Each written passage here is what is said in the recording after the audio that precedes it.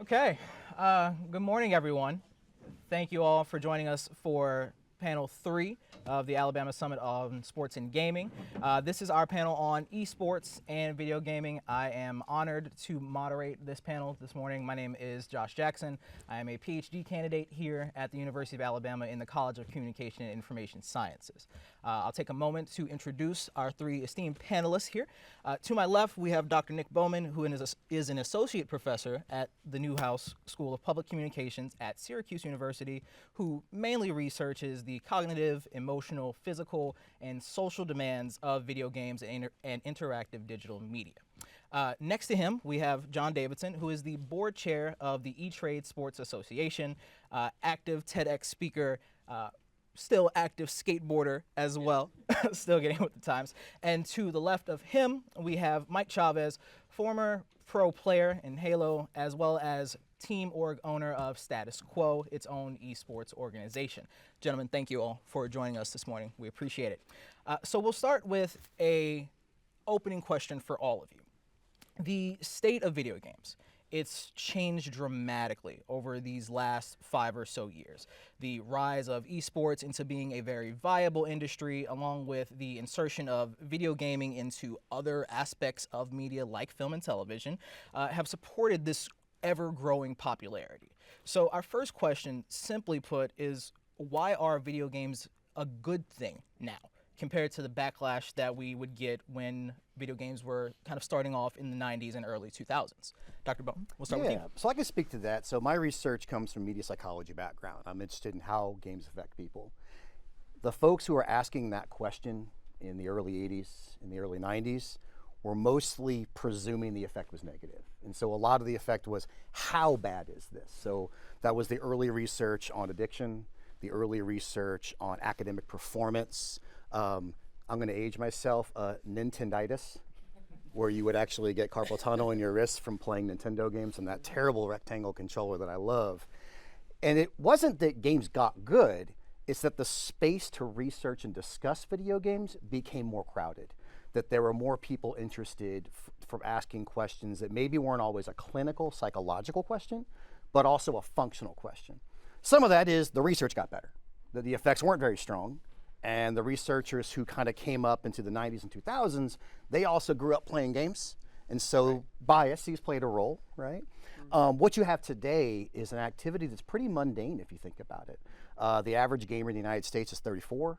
I think something like 70+% of people play games. Yeah, we just didn't stop, right? And when you have intergenerational play, it's normalized. And I don't say mundane to mean negative, it's just it's mundane that it's everywhere. So when something is mundane, the questions are no longer about the moral panic around it's evil or the needless cheerleading that it's good.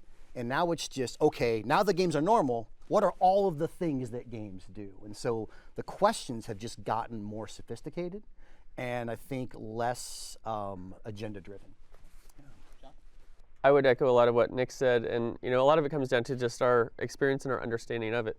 When you look at older generations, we were taught, don't watch TV too much and don't sit too close to the TV, right? So this thing, you probably should not sit too close to it, and you're this close to the monitor, and you're playing on it more often, right? I always say the benefits of esports and gaming are less obvious than the drawbacks. So if we look at the drawbacks, we say, okay, sedentary lifestyle, you're sitting down all the time, you're always in front of that monitor, and maybe especially for young people, there's content that you don't want young children in front of, but the benefits are far less obvious. And so when we look at, especially with team-based games, strategies, working together, every benefit that we recognize from traditional sports teams, apart from the physical exertion component, also exists in esports. And so, and then as adoption has happened over the years, you have more team-based games, the emergence of esports. So now you don't have people just grinding away, isolated, eating Doritos and drinking Mountain Dew. You are very social, and you're communicating team-based strategies, etc. And now that every kid's a gamer, now you have educational companies who are also developing educational games and learning opportunities through video games so that they're helping kids learn through the channel that they're participating in most. That's my answer. Bouncing off a lot of what John said, I would say in the beginning, right, I'm sure if you guys all play video games, it was usually against a computer. It wasn't online, and it was just you versus yourself. And so I think nowadays the fact that it brings a social interaction and community, which I'm sure you guys are all part of a community, you go to this school, it's a community in itself, that kind of drives everything in life, right? Like doing stuff on your own is cool and we all are capable of it, but when you bring all people together, it's like something changes, right? You get a university, you get a good business, you get a good brand, and then that's really what takes off. I think the fact that we do have online now, just I mean, from social media, we all see it, right? We connect with all different people from all over the world. You're like, man, I'm this one person in this one town that has no similarities to anyone else in the town. And then all of a sudden you find these people internationally, the next state over and all that stuff. And so it just brings everyone together, which I think is the most important part. And going back to what you were saying, right? Like you were just sitting down all day, and now you have people that you can communicate. You could go to LAN parties. You could go bring your system over to their house. Mostly everything's computer-based now. Schools are, getting involved into it nowadays. So it's just grown from being that thing you do in your room, kind of enclosed doors that you're kind of embarrassed to say back in the day, to now it's a $180 billion industry. It's just growing over and over. I'm sure a lot of you watch NBA. You see Steph Curry hanging out with gamers and all that stuff. So it's really just everyone realizing that entertainment is the key to everything, and right now gaming is at the forefront of it all. Absolutely. Thank you. Very esteemed.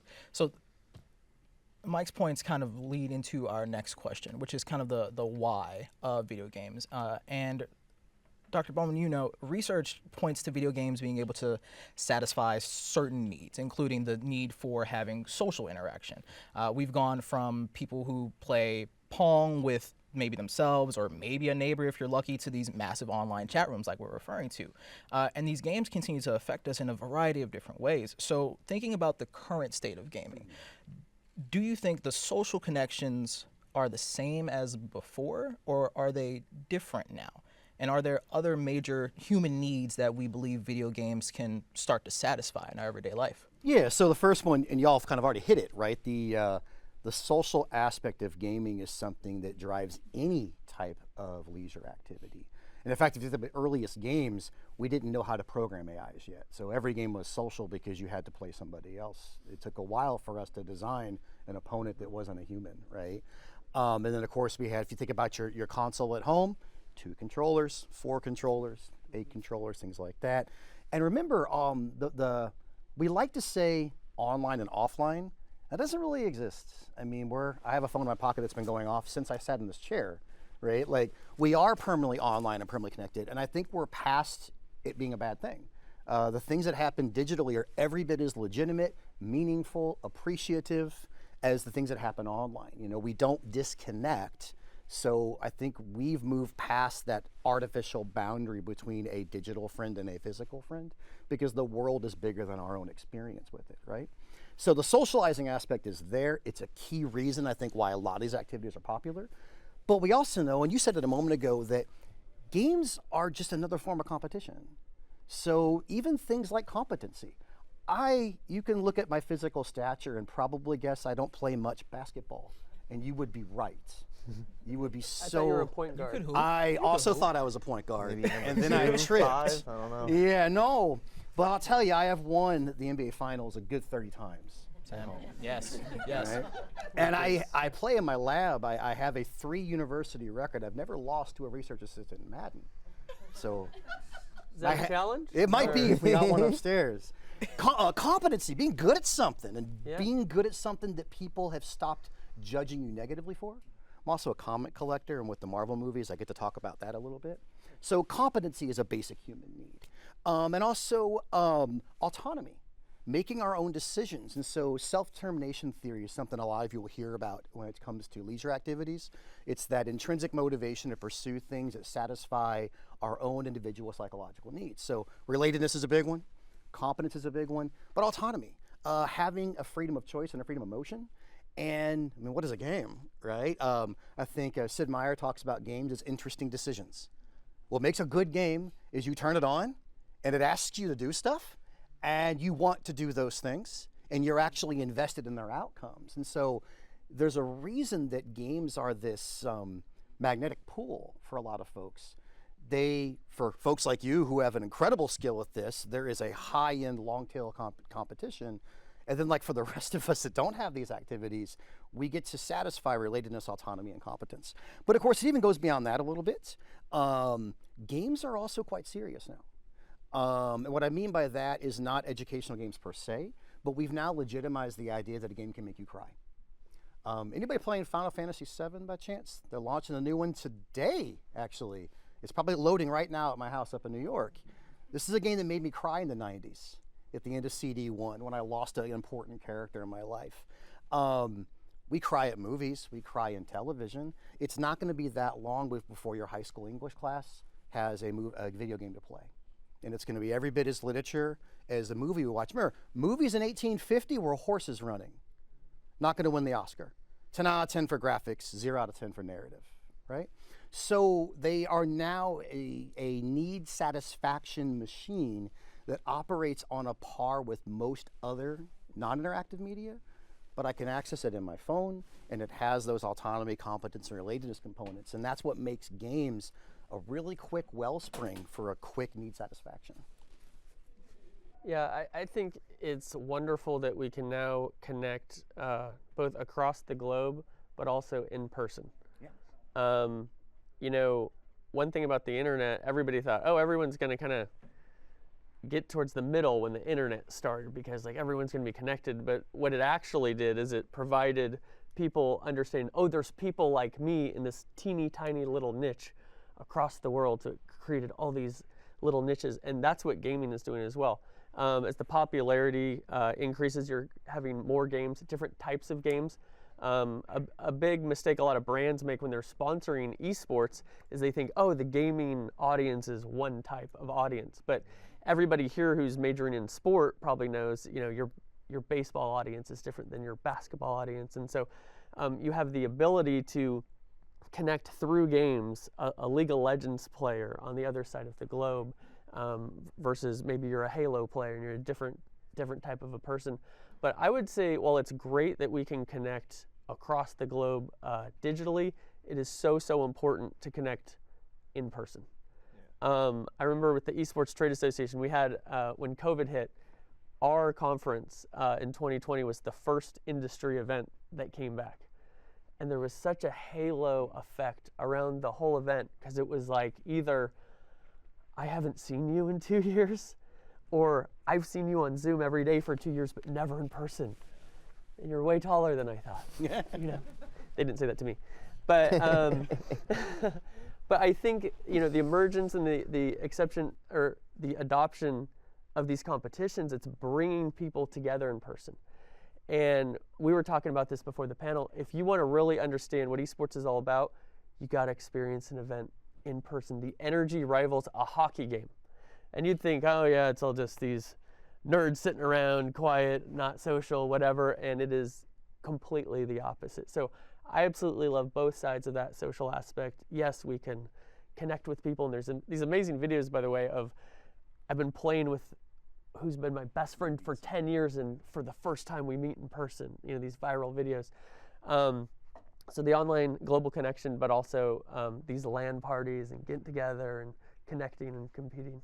Yeah, and there's still so many more things that are going to come along with it for like connection wise. Even with you, like at the Coca-Cola thing, we had the one kid's son who's autistic, Yeah. but playing video games, absolutely incredible at it. Has his real life issues every day, but as soon as he's behind the monitor, he looks like he's a pro player. And if he keeps going at it, things could develop. And so to me, I think that's one of the more exciting things that I've been able to see, because initially in the beginning, right, there was I couldn't look at you and be like, oh man, I'm going to judge you right off the rip, and like we're either going to be friends or we're not going to be friends. Online, you would only hear someone's voice, so there was no, body image shaming or any of that stuff, and you would just connect with people because it was just a personality. And I think that's one of the most amazing things too. I'm sure you guys see the memes, two friends, Xbox Live friends forever, all of a sudden, groomsmen at a wedding, first time, like seeing each other. So everything about it is just evolving nonstop. And to your point, right, the whole internet is supposed to be like we collectively become one mind, and we understand from one mind we have many different interests, right? So like which avenue do I want to go? But what I'm looking forward to the most, Josh, for sure, what gaming can do is all these people that potentially have, you know, a mental disability and how it could help them because they're able to, I guess, just gauge it a little bit better and understand, like they relate to it a lot better to be able to be like, hey, I feel confident. I don't feel like someone's looking at me and they're like, oh man, he's struggling. And this way they just have confidence to continue doing it. You know, and to reinforce that point, we don't talk about accessibility much because when we're thinking about traditional sport, it's so heavily tied to the body, a body, and a high-performing body. And digital experiences very much change that calculus, right? So whether we're seeing like Sony and Microsoft releasing their accessible controllers to where people with any number of disabilities or impairments can use, when we're seeing the removal and addition of different cultures and cues to communicate online, that directly influences need satisfaction. Because if I've been systematically unable to be appreciated or to have a thing that I could do that even if I'm good at it, people are just going to tease me for it, that's kind of gone away now for various reasons. And that can't be underscored enough. And it's not that I'm anti-athletics, it's just that there are points where like there are different types of people who can play games that could never do the things on the field behind this wall over here. And they also deserve the opportunity to have need satisfaction. And not to mention, like I'm in my 40s, I can't get 21 people together to play football. I don't know 21 people. And if I did, they're not going to be able to go like run around the field. But we can play some Call of Duty, and that works out quite nice. So I'm just glad you pointed that out because the accessibility factor for need satisfaction, and the industry's finally taking it seriously. They've realized that it is an important audience that is the thing keeping us around that we got to quit ignoring.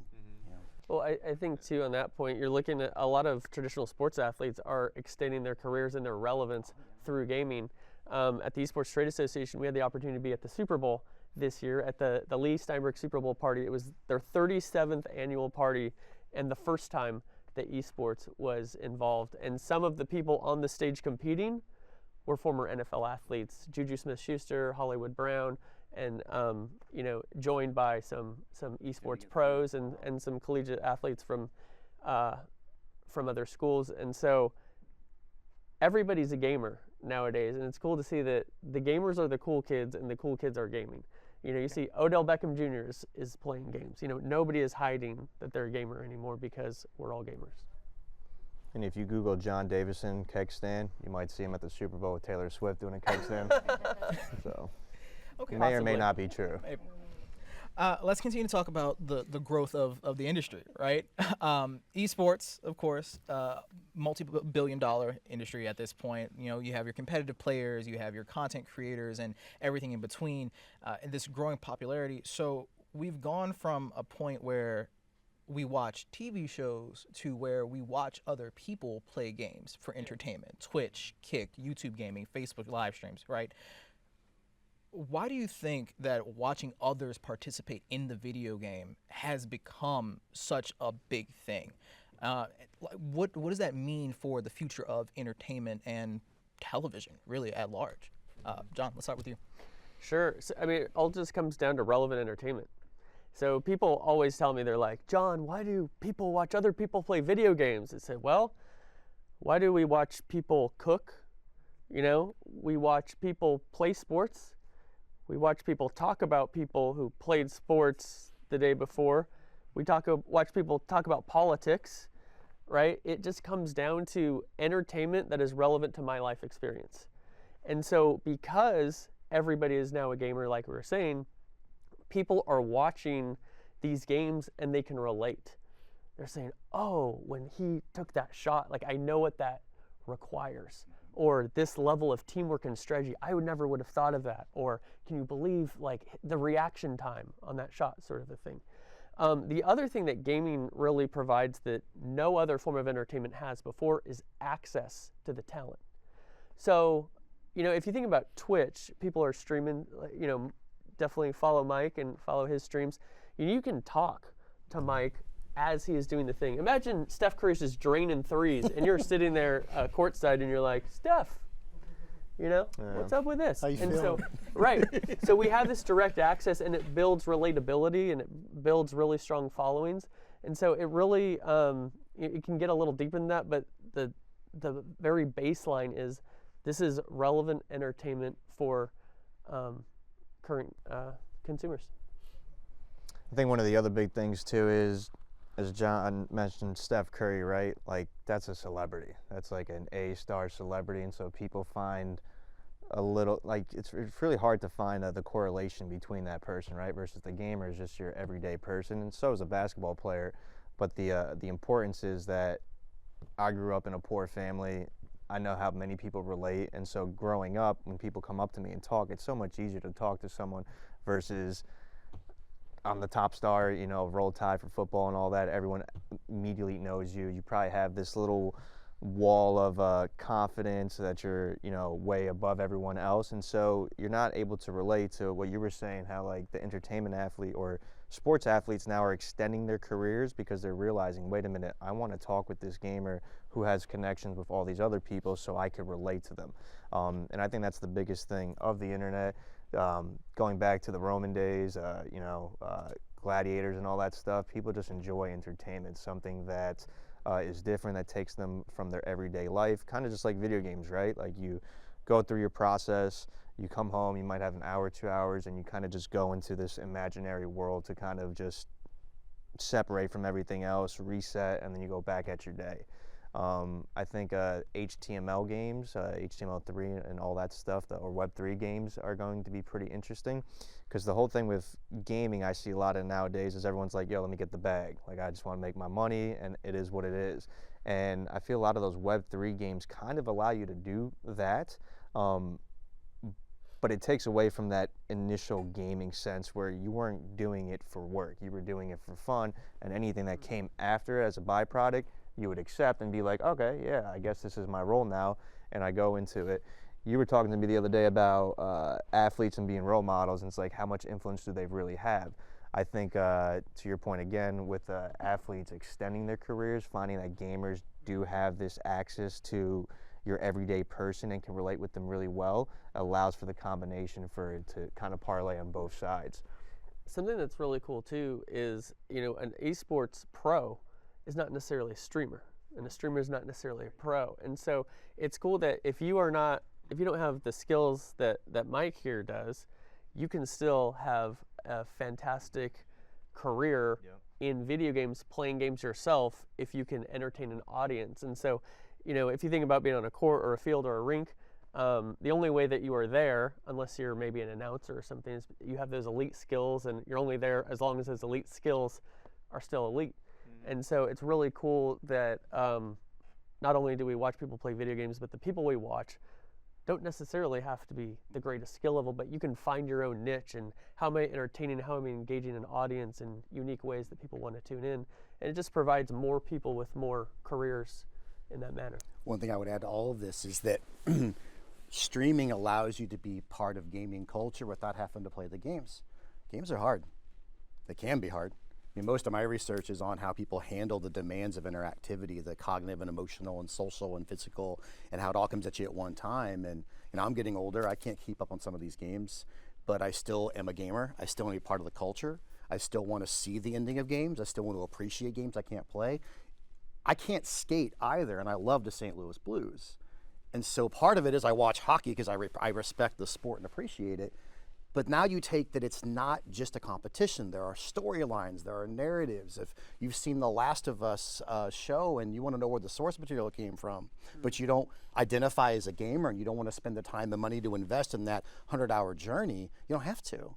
And then if you get into retro spaces, you can go online and watch old content. So it is tapping the extension of a multimedia form. Well, we always assumed that the most important part of that relationship was the gamer. But it turns out we actually kind of like people performing things and just observing them from a distance. And so for all the folks in the room who don't think they have the skills to play some of these games or the time commitment, it's a great way to stay up on a cultural movement. And like you said, it's relevant entertainment. And now it can be relevant when you don't actually have to be the one pushing the buttons. And if you think go try it sometime. If you never watched a live stream of a game, it's surprisingly entertaining, and you'll be surprised how much you get into that content. I wouldn't be surprised to see you wearing the T-shirt by the end of the month. Yeah. You know. And then on top of that, I mean, I think one of the most important things nowadays is just how everything kind of takes off. Like if you follow gamers in general, you'll probably be on top of so many trends that are going on nonstop. Yeah. Going back to the crypto days, I remember all gamers were talking about it all over Twitter and all that stuff, and then all of a sudden we see it taking off. And then if I went to the gym, a normal person that just gyms, works, doesn't do what I do, all of a sudden is talking about crypto, and it's like, oh, we were on this about 2-3 months ago. And so I think one of the most exciting things that I've been able to learn being in the space is that, again, since they're all different as well, they all have so many different perspectives on kind of the trends and what's going to take off, what's not going to take off. And I feel like it's by far the best place to kind of learn, like, hey, what is going to be the next thing in the next 3 months, and so on. Yeah, I think, not to go too far on a tangent, but I think it's really interesting that, gamers are innovators, and specifically through technology, right? If you think about, if you are playing video games, you're already interacting digitally with a PC or a console of some sort. But if what is every traditional sports broadcast doing now? Streaming, right? Everybody's got their Disney Plus, CNN Plus, something plus streaming, right? Who are the first people streaming? We're gamers, right? Because you have your webcam on and you're playing your games, and maybe the quality of the content wasn't great at first, but it's interesting. It behooves all of us to pay attention and to get involved in the gaming space, for the very least, even if you're not a gamer, to understand what are these technological trends about to happen. And these are young people who are setting the trend on how content is being consumed. Got it. Yeah, absolutely. So, speaking of the trend, there is a trend among college campuses now where college esports, it's being more recognized. Those players are now being treated as student athletes in some capacities, given scholarships and funding. But there are some universities that are still not so keen on the idea of allocating resources to support those who would play, Rocket League or Rainbow Six, for example, treating it more like a club than it is an actual sporting organization. So in your opinions, and Mike, we'll start with you, what do you think needs to be done to kind of showcase the legitimacy of esports to these college institutions to bring that support in? I think colleges, what they would need in order to get, I guess, optimal support is the different thing with esports versus, the NBA. It's like, that's basketball. It's one thing. NBA doesn't own basketball, so you know what it is. Versus in esports, you could have 20 to 40 different titles of games, and so people are developing new games every single year too. So something new could come out, and if the top streamers, content creators end up enjoying that game, that could literally shift the entire scene of esports for that year. Because what John was saying is, like, you don't have to be a pro player to be successful in the gaming industry. Does having each of skills from both sets help? For sure, but from my experience now being in the space for 20 years, if I could go back, I'd still do everything the same way. But if I was to educate someone, I would say you would want to be a content creator, because from content creation, you can do anything. And the skills you learn in content creation are just insane. But for the schools, you have to lock down a game. You have to either, in my opinion, if Call of Duty is a game, you have to kind of find people that have a community of that, and then you bring them into the school and kind of almost like an NIL deal or whatnot, and you really expand on them, right? Like, I had for my company last year, I had a person interning me who would also work for the Cleveland Cavaliers. And I think the Cavaliers last year had to be one of the worst records, but he was telling me that they still brought in, I think it was like $75 to $120 million, being the last place team. So it's like, you don't have to be in first in order to find the resources that you need to be successful and all that. And so that's why, again, going back to the content creation, like, if I was a school, I would want to find a team that I see specializes in the creation of content in the community, because then you build a community, right? Like University of Alabama, I've heard it's known for football. Is that pretty? Yeah. So It's little things like that, right? All of a sudden it's football, but then they also have a great program of gamers that build this community where you're learning media, production, and all this stuff. And kind of how we were talking yesterday, right? Like you have all these skill sets now in the esports gaming scene that I'm sure many of you guys could take jobs in it and apply it to there. It'd be a different space unless you're up to date with it every single day. And for the most part, I'd say esports is 365, 24/7. There's no breaks really. If you want to be successful in it, you kind of got to be on it at all times. But again, for the university is, will there ever be a game lockdown that stays out for 10 years, 20 years to actually allow that? Or do you find the games with the communities that you could bounce them around to different little sections, I think. Yeah. Dr. Bowman? Yeah. So I don't know. I know from our last panel discussion, we don't think the NCAA is going to be the solution here. And the reason I throw it out there is you pointed out something that I think a lot of schools do not understand about this event. It's like having pentathlons, but by a factor of 10. I mean, there isn't just a basketball team. There isn't, and esports don't work that way. You can't just find like a freelance team that will just be good at 10 games. Like it doesn't work that way. I don't know if there's a solution, and I say that we may have to flip the question and ask ourselves, what does it mean to be legitimate? I think we've always pointed to, if you have an NCAA trophy with the little statuette that does one of the sports, and there's like a big piece of wood under it, that was a legitimate sport, and anything else wasn't. I mean, if we want to talk about legitimizing the sport, well, it is a competition with a goal, with rules and end state that requires physical manipulation to win. It makes it a sport. So like we can define it as a sport and move on. I think esports will probably be central to the restructuring of other sports rather than sports working esports into the fold. And I say that because we're already hearing about monumental changes in football in terms of what conferences might look like, what pay might look like. And in a weird way, I suspect that I don't have an answer because I think the current legitimate structure will fall. There will be a new structure, and then esports may or may not be something that's far more equipped in a world where we're talking about individual sponsorships. The idea of content creation. 20 years ago, you would not have drafted a quarterback because they're good at giving cooking advice. You would have actually asked them to say nothing. Like, could you say as little as possible and just throw the ball really far, a lot consistently, 12 times, maybe 13? And that's all you would have asked out of that person. So I love your answer because it actually points to we may have to fundamentally ask ourselves what an athlete is.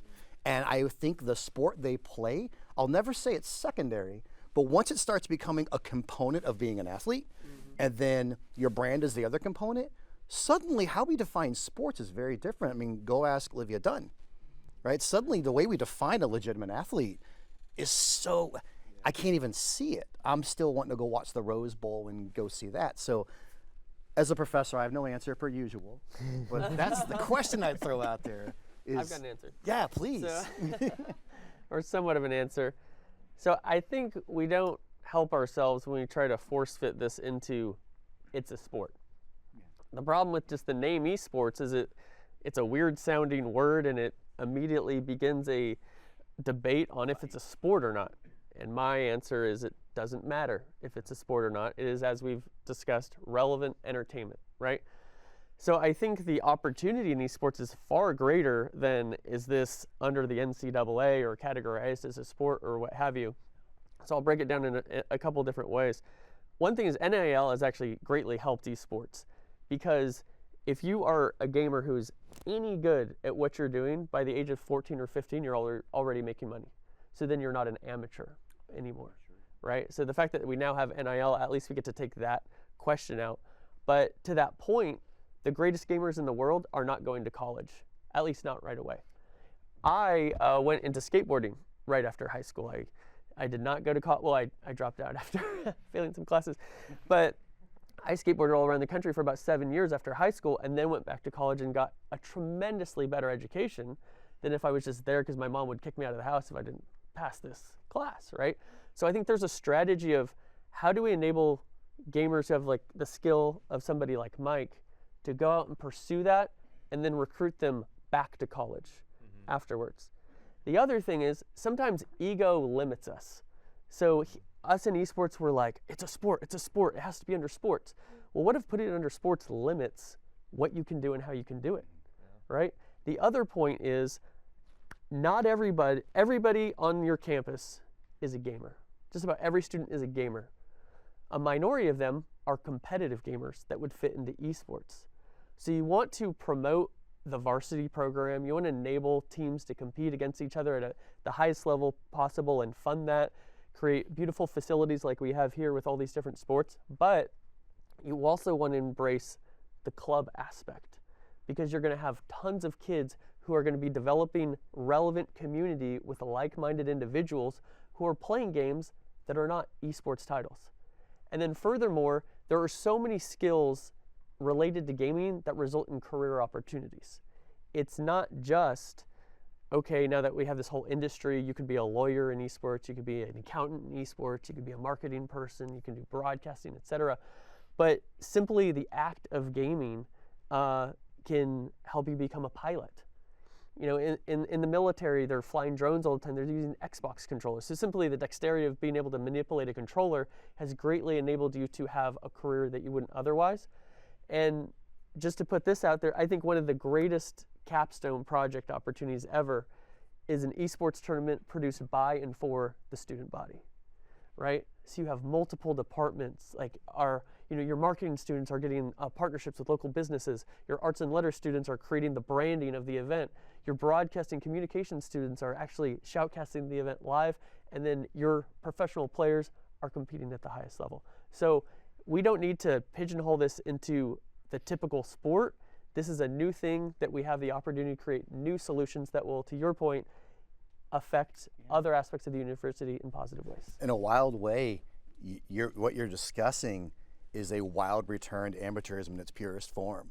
Like, let's get 100 people in this room to join the esports club, and some are going to play, and some are going to produce, and some are going to write content, and some are going to be behind the camera. Yeah. And we're going to throw Alabama against Auburn, and all these folks just happen to go to these two schools.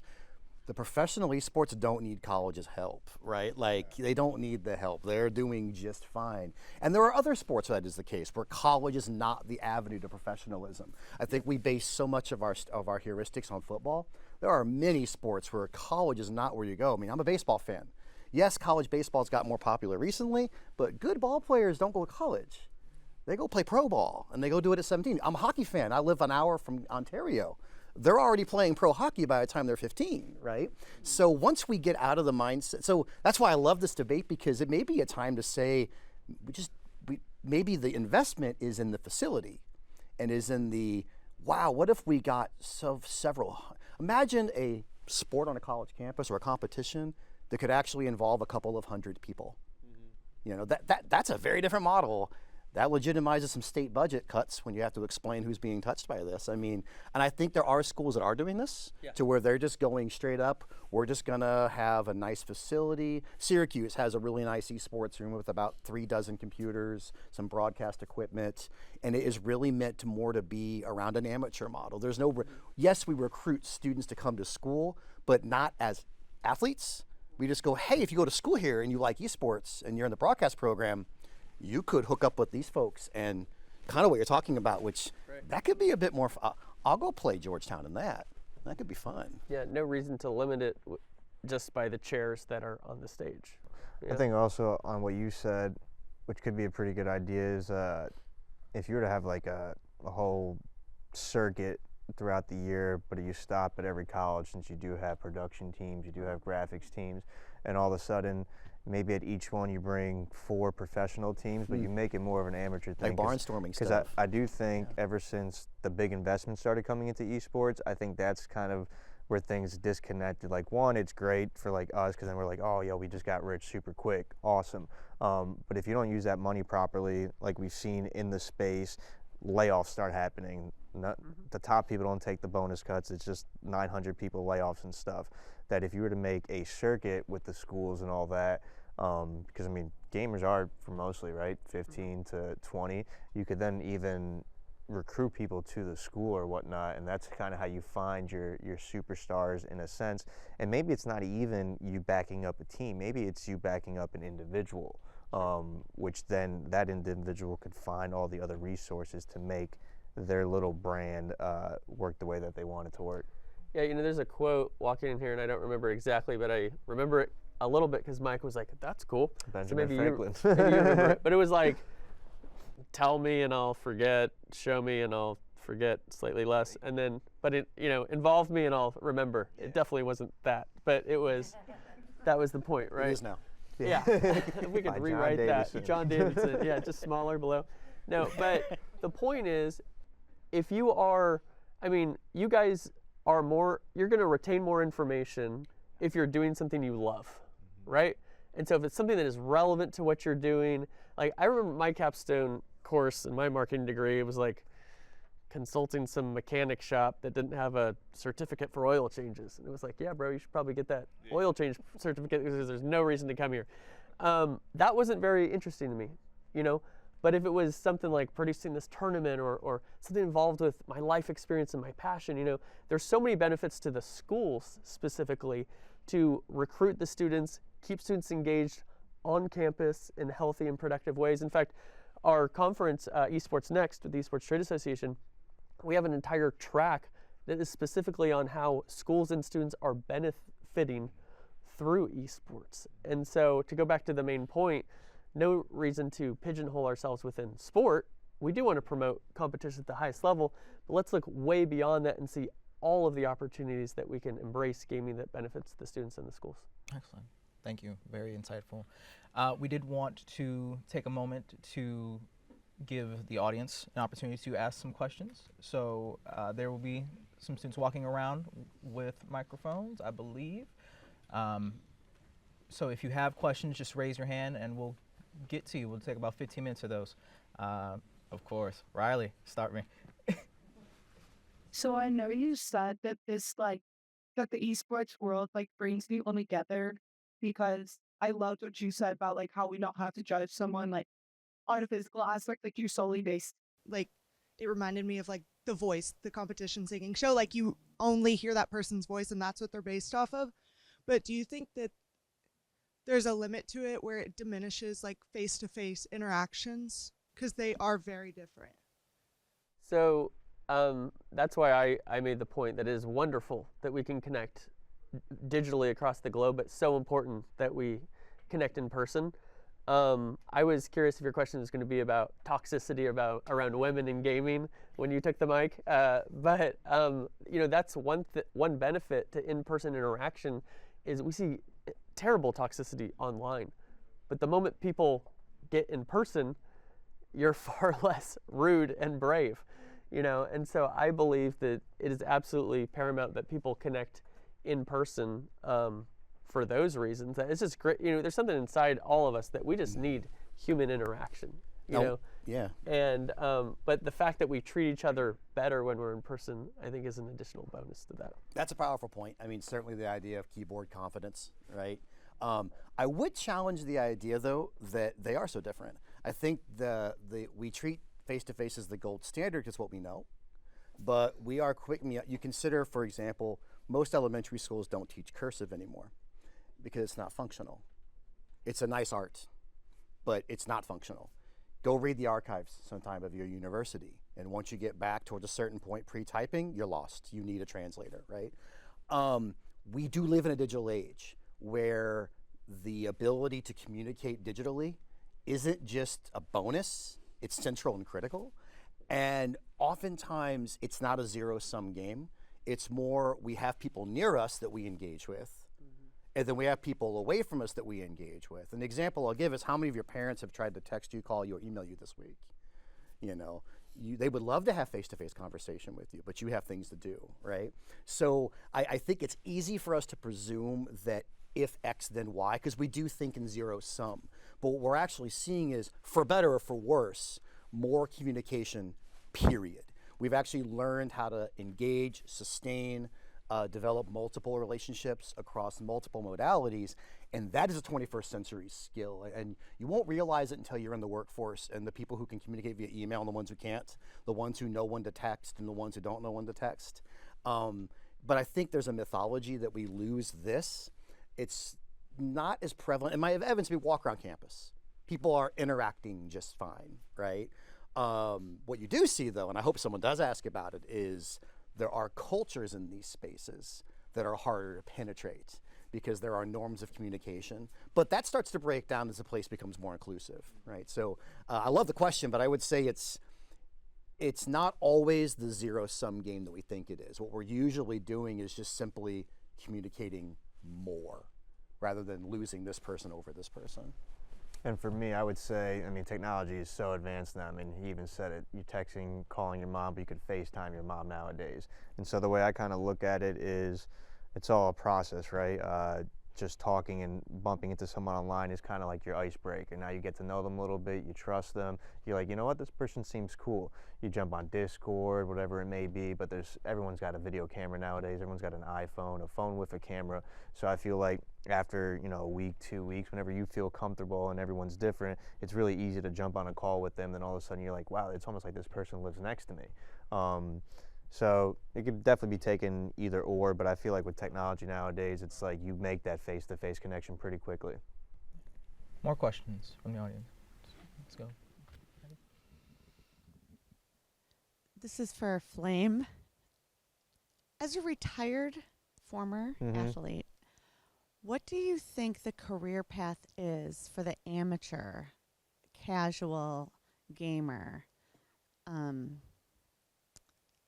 that wasn't there when you were in college or playing per se? So you're saying if they play and they're in school, or? Right, for these students here. What's the career pathway you're seeing now? To be honest, a lot of people like John, people with marketing degrees, and marketing is always they have the biggest budgets. Those are the people that we go after in communications with, because we know that anything that we produce digitally is most likely going to be snowballed effect. And as long as we continue putting things out, right, it's just like compound interest in a stock, in a savings account, whatever it may be, but the more stuff you put out, the more it could grow. I think marketing is by far the biggest. Another thing that I wish I had, instead of always asking my video editor to do things, is I wish I had video editing skills as efficient as some people do. Now there is AI text to video nowadays, which I've seen people get by with, but I think those specific fields are probably the two best. Anything to do with video production and then marketing, because I mean, that's what they're trying to figure out, right? How do schools bring esports programs into the school and actually make it work? How do you draw in all those people? Because we do know it's a $180 billion industry, so it's like, how do we make this efficient and effective? Marketing and video production for sure. I think too, as the space has matured, there's so many different types of roles in this industry. And so if you're great at math, and let's say you're an accountant or you're a lawyer or you're any traditional discipline, there's a space for you to work in the gaming space, which is super cool. And then there are the very specific things of shoutcasting or something that is specifically within the esports space. So it's so cool that there's an opportunity for so many students to work in the space that they're most passionate about, regardless of their gifts or their experiences. I'm glad you both brought those up, and it reminds me, I had a student, I'm in communication studies. Some of our earliest foundational work was in agricultural sociology. The whole idea of how do you diffuse innovations. It was farmers using hybrid corn seed in Iowa, and Monsanto couldn't figure out why they wouldn't use seeds that had higher crop yields. And why am I talking about corn right now, besides that it's always interesting, is there are so many spaces. Yeah, that's one. But to that note, what's neat about esports, I mean, if you're a lawyer right now and you want to do some innovative law, go into esports law. Absolutely. If you're an accountant and you want to figure, the IRS just released their free online platforms. Well, if you don't have a W-2, income taxes get wild, not because you make a lot of money, but because 97 people give you $10, right? So now accounting and tax law is interesting. So I think you're both dead on. Media and marketing skills are probably number one and number two. In fact, at Syracuse, we started a esports management program. There was everybody who's not playing the sport, take this degree and help the folks playing the sport cut their videos, do their marketing, do their budgeting. But in that degree program, we're seeing law classes. We're seeing accounting classes. So you don't even have to be all that up on esports. If you're a starving sports writer and you want to get involved on the ground floor of a platform of coverage, I think that ship probably sailed a little bit. You know, the early giants got in front of that. But if you're going into law now, if you're going into tax reform now, I don't think it's a stretch to say there aren't many corners of the space where there isn't a role. And as it becomes more niche, there are fewer and fewer people doing it. Again, if you're an attorney and you want to work in esports, there isn't a whole lot of competition right now because we don't know what we're doing. Well, and something that's cool too is there's so much opportunity for innovation. Yeah. You know, the biggest challenge for esports right now is sustainable business models. We got all these people that are so into esports. There's these issues with IP of the games I won't get into, but you know, teams are trying to figure out how do I develop a sustainable business model, and it is not going to be the same as traditional sports. And so what I think is so cool is not just getting in and doing a job, it's like figuring out new and innovative ideas and business models and stuff like that. And so if you want to really change the game and be a trailblazer and you're entrepreneurial, this is absolutely the space for you. It's very similar to the early days of the internet when we created this thing called web, www, and we didn't really, it didn't come from a business model. Esports came from folks wanting to just share their, I'm playing a game, how cool would it be if I push this button and then my buddy could watch me play this game, which I know on my own.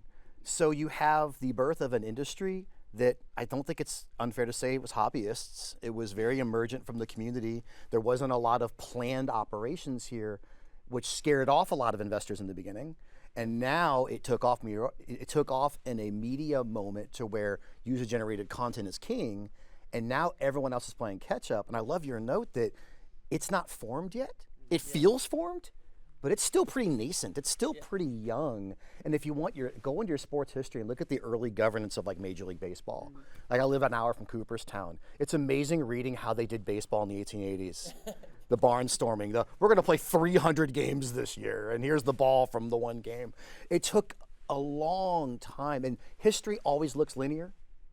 But when you read it from the point in history, it's this weird circuitous thing with nefarious players and innovators and weird nonsense. And some of the things that you guys are doing and what you're gonna do are gonna be in that Esports Hall of Fame in 50 years. It's gonna be that one document with that crazy, weird, innovative idea that suddenly we never thought about sports that way, we never thought about communities that way, and then that became the model. And I think that's where we're at right now. Like, we all like it, and that's cool. And now we're going, okay, but who are the players that are going to like this and how are they going to shape it, right? And to what Nick said, I think legality is actually very important. My partner for my organization is Andrew Gordon. He owns the Gordon Law Firm in Chicago. And me growing up, again, from a poor family, I had to read contracts as a kid. And I don't know if y'all ever read contracts, but one thing means completely something different. And so that just helps me immensely because I'm more of a creative person. I like the creative side, so the fact that I have a legal buddy, my partner, that handles all that stuff, to me just makes every day so simple. So legal, video production, and then marketing. Yeah, I think those are your top ones. And then innovation too for technology. I think if someone comes up with a pretty creative AI bot for streamers that actually kind of clips the best moments of the stream and packages into something, and if any of you all figure this out, I would like 10% of it. But I think that's kind of the big thing. Like when you watch ESPN, you see the SportsCenter clips. If you could figure out with AI how to create packages that already make your short form content and all that versus plugging it into a third-party thing, I think that technology will be a massive player in the gaming esports scene. Okay, I think we got time for one more. Lindsay. Since you had kind of already brought it up and started to approach the topic of gender within esports, I would love to hear, with what you're seeing currently, is it replicating more of professional sports between men and women right now? Or are you kind of seeing those barriers being broken down earlier within esports and getting more of a equitable split between male and female participants? Yeah, so one of the things that is wonderful about esports is that there's no major physical differences that need to separate, men and women from competing. However, if you think about it, you have a limited amount of seats on a stage, right? And so I interviewed a female creator friend of mine on a podcast. I was really interested to hear her perspective because, like we talked about earlier, there's a lot of toxicity online with women, or men being toxic towards women. And she shared with me, she said, "John, we don't really want to play with guys, at least not at first. We want our own space." And so originally I was thinking, like, why would you split the two? We can all play together. And it's like, well, you're limiting the amount of seats, right? And also she said, we just want our own comfortable, safe space when we, connect with other women. And then over time, then you bring these together. But I've heard many women in this space say the reason why we want separate teams at times is there's more opportunities for more women to compete. Because if then you have 10 seats instead of just 5 seats because you have 2 teams, right? It's interesting that in NBA 2K League and Overwatch League are 2 leagues that have had female pros playing alongside males, and you're only seeing 1 or 2 women in the whole league. So you're like, well, you have the opportunity, but you're not seeing, the adoption of that. So I think it's great to provide the opportunity for everybody to play together, but it's also great to have separate teams to really embrace, the comfort and provide more opportunities for more people. So I think if you do it both ways, that's a potential solution. It's surprising too that you said that females just kind of want their own space to play. Last year I kind of ran into a situation where my community manager, she's a Halo player, and she just wanted to create a all biological women league, like Playdate. And then for the most part, it's always the men that like to outspeak in like these certain situations, which is weird. But it was just a bunch of guys who then came in and saying, like, the gaming space is open for all, right? Allowing transgender men and women to play. And it put me in a tough spot because I'm like, well, what am I supposed to do here, right? Like, she's a woman, she only wants to play with biological women. How do I handle this?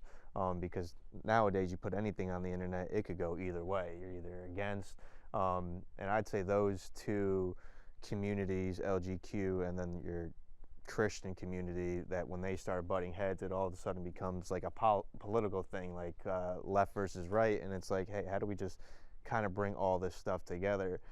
So it's definitely in an interesting space. I don't really know what the solution for that's going to be besides, I guess, trial and error as everything keeps going.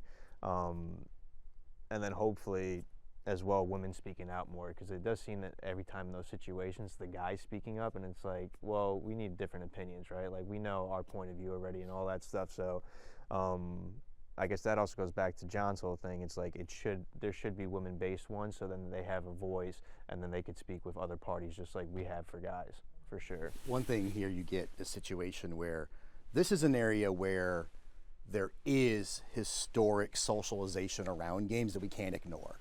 In the United States, in the 1980s and 1990s, games were targeted towards teenage men. And there's no refuting. I mean, the data is very clear. They were boys' toys. They were in the boys' aisle at the toy store. They were sold as computers. And I suspect what you're running into in this situation is a friction to where and these were the outsider groups. So you have a group that protected its identity very carefully, then got ridiculed for it, then became popular, and then there's that edge lording, where a lot of the toxicity comes from edge lording. It comes from, wait a minute, we were the OGs. Yep. And this is going to happen when any event evolves to the social strata it's at today. Doesn't forgive it. But so part of it is you have a dual impact of historical gender friction in sports, historical gender friction in video games, and in both cases, however we define women, they don't count as much. And we're going to have to reconcile this. And it is part of a larger social discussion, which is kind of why I like the idea of when we don't fit things in a sport, suddenly there's possibilities that those social dynamics don't have to replicate. So it's a critically important question, and it's easy for us to like defend it. But I think the problem here is it's so obvious as to where it came from. I mean, imagine a double dose of toxicity, of toxic masculinity. It's right there. You can see it. And then the medium took off so fast that everybody got on board. These things don't change overnight. You know, societies go through logarithmic change in terms of how we adjust our norms. Look at the civil rights movements, right? We won't have an answer, but it is the thing that, like, asking that question and not making it reduced down to just people want to show online and give their political opinion, but actually engaging it might help us, for example, reframe what we're doing so that that question is no longer the relevant one. Suddenly when it's not a sport and it's not about games, it's just relevant entertainment. Like, I don't kick you out of the theater because you're not part of my group, because movies are for everybody, and maybe that's what has to happen here. Last thing I would just say, it's really important that we have women, you know, at the table being able to speak to and having influence on these decisions as well. Of course, we are all men up here, and I'm happy that I can relay, you know, the perspective from the woman who was on my podcast to what she said, which was different than what I originally thought. But, you know, we really need to embrace, you know, access to being at the table so that women can be involved in making choices about women. Yeah, absolutely. Okay. I want to close with a fun one. So we kind of spoke about it earlier, the shift in entertainment and adaptations, right? We have seen a bunch of video games now be adapted into movie and TV products, The Witcher, Twisted Metal, Super Mario Brothers, The Last of Us especially, right? So of all the games that you've played and that you've experienced, when you're thinking about it, are there ones that you would like to still see adapted to an on-screen kind of performance? And are there other products that you would prefer stay completely untouched? Oh yeah. Mike, Halo. start me. Halo came out of a TV show, and it's definitely its own kind of little universe that most of the people that play the original ones and all that are always on Twitter kind of complaining, like, hey, like, why is Master Chief taking off his helmet for over 50% of the episode when, as a kid, you grew up not knowing who was behind the mask and all that, you know? Right. And so now it seems that they're only on season 2, but episode 1 of each season will be like 15 minutes of him with his helmet on, and then for the next 45 minutes and the entire season, it's like it never comes back on, and everyone's like, they're like, yeah, but they need to connect with the character, and it's like Master Chief is the character with the helmet on, and he's, like, you know, fighting for the world. But I think, yeah, overall, I think the gaming stuff is, we don't really see too much original pieces anymore. It's a lot of remakes, it seems to be. But I do think that there will be a creative moment in the gaming scene, just like we've seen with The Witcher, Halo, Super Smash, and all that stuff, that will develop it kind of into a new thing. I think, is it Cyberpunk? Didn't Cyberpunk come out with cartoon? Something? Yeah, and so Very good one, too, that game initially didn't do as well as they thought they were going to do, but then Right. 2-3 years later, all of a sudden everyone's playing again. They come out with the show, and everyone's in love with it, and it creates this synergy to go back and play it. So I think we're going to see a lot of like parlays like that in the future, where a game developed, did it do well? If not, try to make a series of it for TV, and then see if people come back to Build pick that up and universe, play the yeah. game. Yep. Mm-hmm. Yeah, I think to your point, you know, if you know, the challenge here is people are so invested in the games and know the game so well. You know, think about how many movies come from books, but people like Jurassic Park was a book before. You know, the people who read Michael Crichton would say, oh, this was different. But you have our gaming community so invested in these games that when you adapt that to movie form, you have those differences that people feel really strong about. I think the best thing about you know, video games being adapted to movies is they're finally good movies. Like, I mean, boy, 5 years ago and before, the definition of a bad movie was probably one about a video game. You know, you got the same actors in every one, right?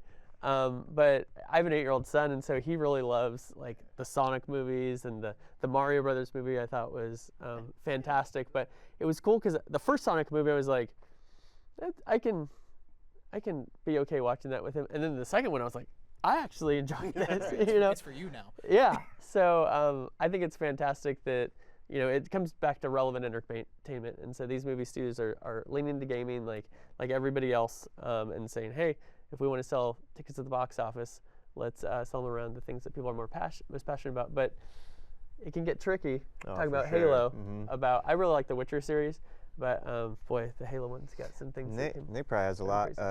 you could probably touch on this a lot because of being a comic book fan. I like anime, manga, and I think it's League of Legends or Valorant that's kind of adapted a cartoon style of a web series. So I could see a lot of that also going on. When even like Apex Legends has a ton of different legends and stuff that they do mini web series, and so I could see those little things turning into something more.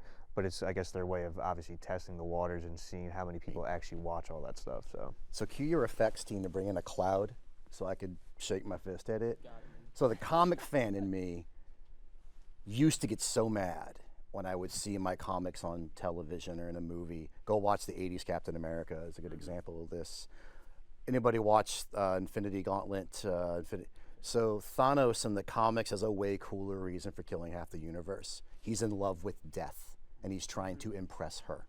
Right. In the movie, it's some weird Josh Brolin excuse about equity and something like, no, he's in love with death. And what you have to learn when we talk about transmediation, when a product moves from one piece of media to another, is that the storytelling of your product is a product of the medium itself. And once you accept that film tells different stories than books, and books tell different stories than sequential art, and games tell different stories than film, you start to let go of the idiosyncratic differences and start to realize, you know what's really cool about Ready Player One, the movie? 12,000 licensing deals to make sure a Gundam can be on screen for the first time ever? Because you can't, in the book, you don't have to deal with that. So yeah, they change, and if they wouldn't have changed the challenges, well, I already know the challenges. I don't want to see them again. Right. So if you accept it, even as a super fan, I started appreciating what's going on, relevant entertainment. Transmediation means lots of folks want to hear this story, but then you tell the story leveraging the benefit and the structure and the technological features of that medium. That's my excuse for why I'm okay with things changing. But it does make for legitimately more engaging media. The Cyberpunk anime series on Netflix is actually pretty incredible.